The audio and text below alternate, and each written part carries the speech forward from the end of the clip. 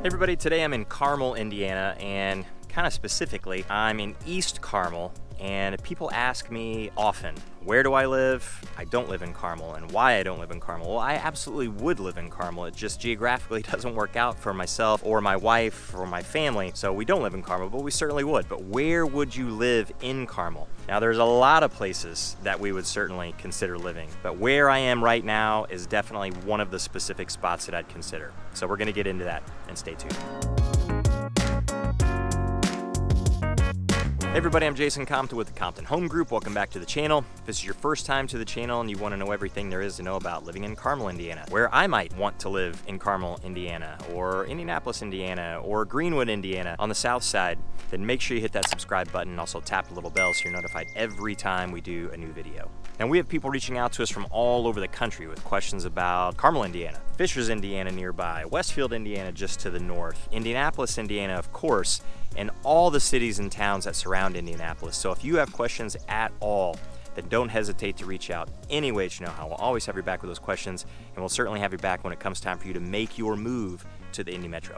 All right, so today, again, I'm in Carmel, Indiana, and very specifically, I am in East Carmel, and I'm in a specific neighborhood called Cool Creek North. And so I'm a little bit east of Keystone Parkway. I'm a little bit north of Main Street, which is 131st going through Carmel. So talked about this before with East Carmel, West Carmel. There isn't a real distinction between the two. It's not like there are borders of it, but people who live in Carmel or people who are from Carmel, they tend to know what I'm talking about. And then once you get to know Carmel a whole lot better, then you certainly get to know what I'm talking about. But to me personally, I think anything east of 31 and certainly anything east of Keystone is definitely getting into East Carmel. Now you can get so far east in Carmel that you turn into Fishers, but it's pretty hard to do that because you run into the White River, and the border between Carmel and Fishers, which I have a video about actually, is actually the White River. And you can only cross it in a few spots. You can cross it at 96th Street, you can cross it at 116th Street, and you can also cross it on 146th Street. So I am walking south right now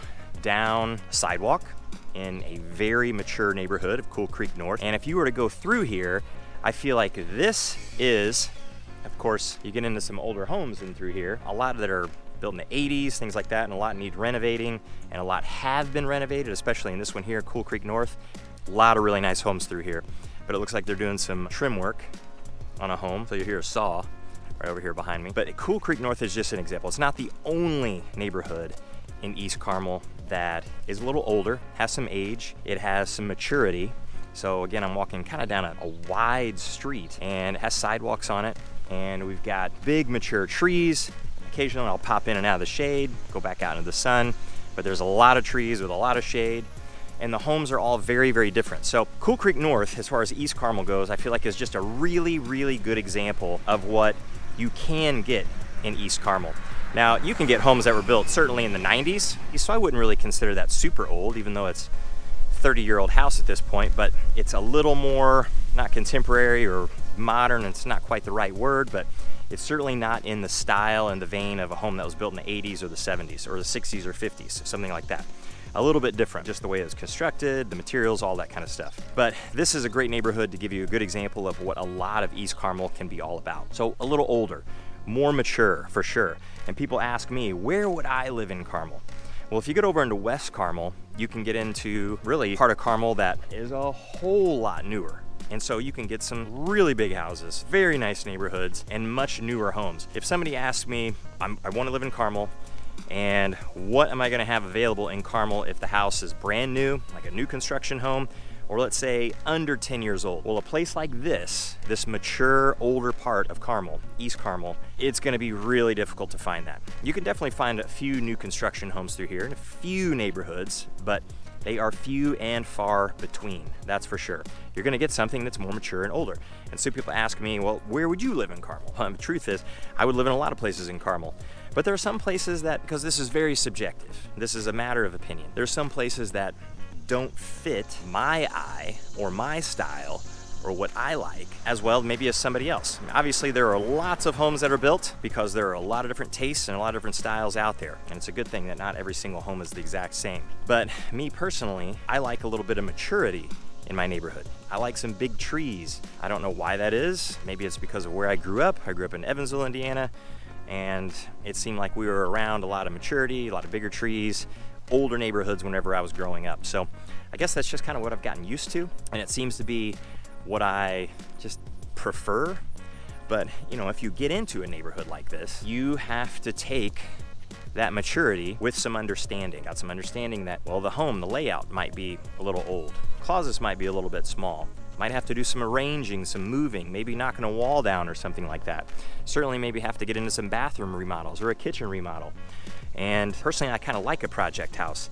I like to come in and say, I'm changing this and I'm gonna make it my own. My wife says the same thing. We're gonna come in, we're gonna make it our own. Although we've done that with some houses, and that can get a little bit tiring, and it would be a little bit nice for once just to move into a home and it already is the way that you want it, rather than going in and changing. But I know we'd probably get a little bit itchy and want to do something anyway. That seems to be our MO. But in here, you can definitely get a home like that. And the other thing that you can get in East Carmel is a lower price point. West Carmel tends to be more expensive on average.